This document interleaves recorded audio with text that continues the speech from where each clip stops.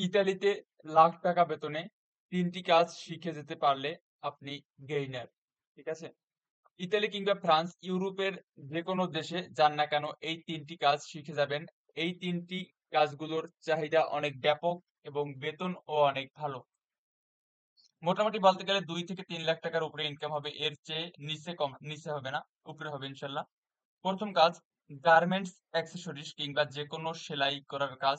নিজেকে একজন দক্ষ অপারেটর তৈরি করবে এ সেলাই কাজের উপরে। এটা কিন্তু নিকটস্থ টিটিসিতে আমাদের বাংলাদেশের সকল টিটিসিতে এই কোর্সটা রয়েছে। আপনারা সেখান থেকে শিখে নিতে পারবেন।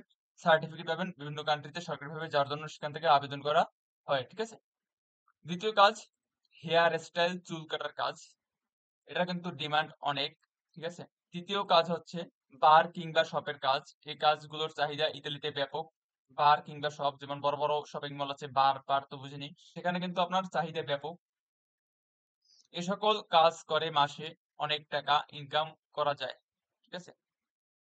এই যে ৩টি কাজের কথা বললাম, এই ৩টি কাজে কিন্তু আপনার বেতন অনেক, এবং কাজগুলো কিন্তু একদম সহজ কাজ। যে কেউ চাইলে একটু ট্রেনিং নিলেই পারবেন আশা করি।